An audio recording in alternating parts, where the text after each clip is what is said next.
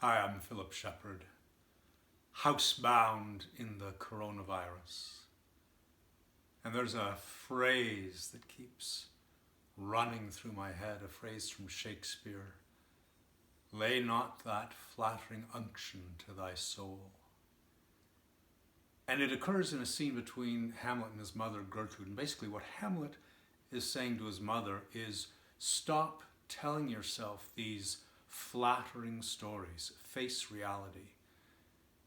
And I think the reason it's been running through my mind is that with this grinding to a halt of all that's been driving forward in our society, in our culture with the coronavirus, certain stories have been exposed that we hold on to and flatter ourselves with. One of those stories is we can't stop. If the economy slows down, it's a disaster. It has to be avoided at all costs.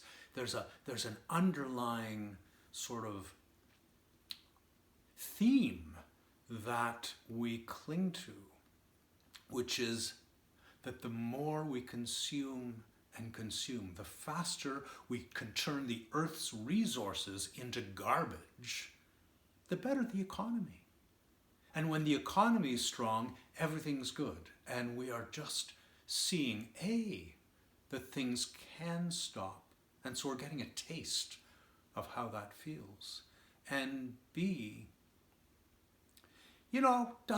when the economy's good, it doesn't necessarily mean that everything is well. And we see that in the unraveling of the delicate ecosystems of the planet, and how even this brief pause is bringing cleaner air and cleaner water into realms that are used to, have normalized to the soiling of our nest that is driven by this locomotive of our society pushing forward. So that story,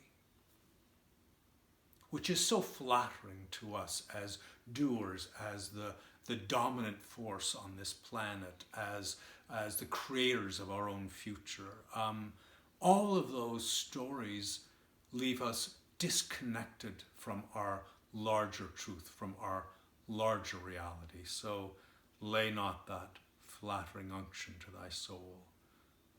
Undo the story and face reality. And I'm hoping this is an opportunity for us to do that. There's another assumption that drives our culture that this has really brought to the fore. And it's an assumption that is contrasted by the view of the ancient Greeks. So when we visualize time, the future lies ahead of us and the past is behind us, and we look to the future and move towards it. And for the ancient Greeks, it was the opposite. For them, what they could see was the past. They could see yesterday, they could see 10 years ago, they could see all that. The future was coming up behind them, and you have no idea what that is. And I think our very construct of placing the future where we can see it and the past behind us is a flattering story. And I think it's healing to recognize it as such and to soften. And maybe just play with it yourself. Understand that what has been is what you can see through the lens of memory.